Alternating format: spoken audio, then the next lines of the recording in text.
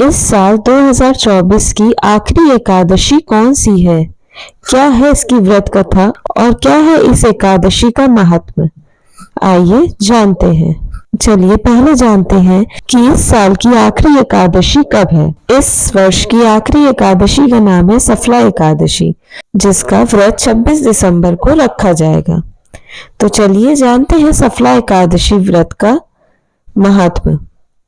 भगवान श्री कृष्ण के श्रीमुख से मोक्षदा एकादशी व्रत की कथा सुनकर राजा युधिष्ठिर बोले, युधिष्ठिर, हे केशव, आपके श्रीमुख से मार्गशीर्ष माह के शुक्ल पक्ष को आने वाली मोक्षदा एकादशी की कथा और महात्म्य सुन मैं तृप्त हो गया हूँ, और अब मैं आपसे पौष मास के कृष्ण पक्ष को आने वाली एकादशी पर्व के विषय में जानने का इच्छुक हूँ।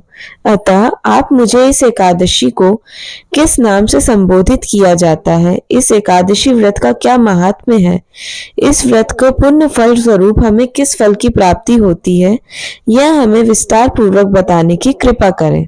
तब श्री कृष्ण कहते हैं कि हे पांडुपुत्र, पौष माह के कृष्ण पक्ष को आने वाली एकादशी को सफला एकादशी के नाम से जाना जाता है।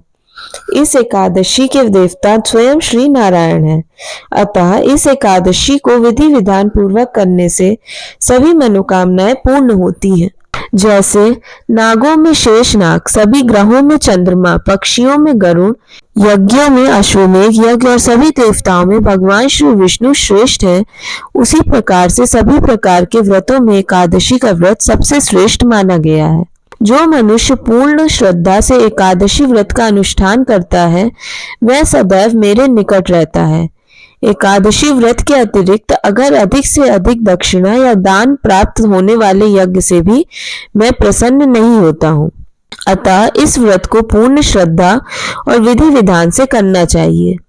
हे धर्मराज, अब मैं तुम्हें इस व्रत की कथा सुनाने जा रहा हूँ, अतः इसे ध्यान पूर्वक सुनना। इस कथा मात्र को सुनने से ही आपको सफलता जरूर मिलेगी।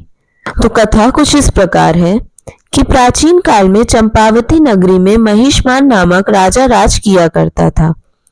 भगवान श्री हरि की कृपा से उसे 4 पुत्र थे, किंतु उन सभी पुत्रों में लुम्पक नाम का सबसे ज्येष्ठ पुत्र महापापी और दुराचारी था।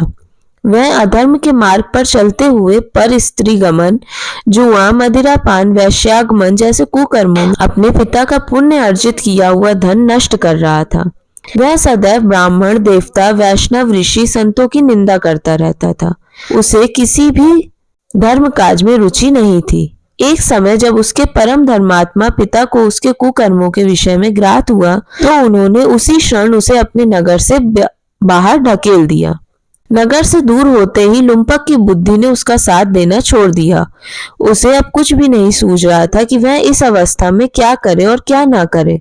भूख से तरबतर होकर वो वन्य जीवों को मारकर खाने लगा और धन की लालसा में रात्रि को अपने ही नगर में जाकर चोरी करता और निर्दोष नगर जनों को परेशान कर उन्हें मारने का महापाप करने लगा। कुछ समय पश्चात सारी नगरी उससे भयभीत होने लगी। निर्दोष वन्य जीवों को मारकर उसकी बुद्धि कुपित हो गई थी। कई बार राशि सेवकों और नगर जनों ने उसे पकड़ा, किंतु राजा के भय से वह उसे छोड़ देते। वन के मध्य में एक अति प्राचीन और विशाल पीपल का वृक्ष था। वह इतना प्राचीन था कि कई नगरजन उसे भगवान की ही तरह पूजा करते थे। वहीं लुम्पक को इस विशाल वृक्ष की छाया अति आनंद प्रदान करती थी। इसी कारणवश वह भी इसी वृक्ष की छाया में जीवन व्यतीत करने लगा। इस वन को लोग देवताओं की क्रीड़ा स्थली भी मानते थे। उस समय बीतने पर आने वाली पौष माह के कृष्ण पक्ष की 10वीं तिथि की रात्रि को लुम्पक वस्त्रहीन होने के कारण शीत ऋतु के चलते वो पूरी रात्रि सो न सका। उसके शरीर के अंग जकड़ गए थे। सूर्योदय होते होते वह मूर्छित हो गया। अगले दिन एकादशी को माध्याह्न के समय सूर्य की गर्मी से उसकी मूर्छा दूर हुई। रात्रि जागरण और कई दिनों से आहार न करने की वजह से वो बहुत अशक्त हो गया था। गिरता संभलता आज वहां फिर भोजन की खोज में वन को निकल पड़ा। अशक्त होने के कारण वह आज इस स्थिति में नहीं था कि किसी पशु को आखेट कर सके। इसलिए वृक्ष के नीचे गिरे हुए फलों को एकत्रित करते हुए वह पुनः वही विशाल पीपल के वृक्ष के नीचे आ बैठा। तब सूर्यास्त होने को था। एकादशी के महापर्व पर आज उसने अनजाने में व्रत हो चुका था। अत्यंत दुख के कारण वह अपने आप को प्रभु श्री हरि को समर्पित करते हुए कहने लगा, हे प्रभु, आज आपके ही यह फल है, आपको ही समर्पित करता हूँ, आप भी तृप्त हो जाइए। उस दिन भी अत्यंत दुख के चलते वो पूरी रात्रि सो नहीं पाया। उसके इस उपवास से भगवान अत्यंत प्रसन्न हुए। प्रातः होने पर एक अत्यंत सुंदर अश्व सुंदर परिधानों से सुसज्जित उसके सामने आकर खड़ा हो गया। उसी क्षण एक आकाशवाणी हुई, हे राजपुत्र, श्री नारायण की कृपा से तुम्हारे सर्व पापों का नाश हो चुका है। अब तुम अपने राज्य अपने पिता के पास लौटकर उनसे राज्य ग्रहण करो।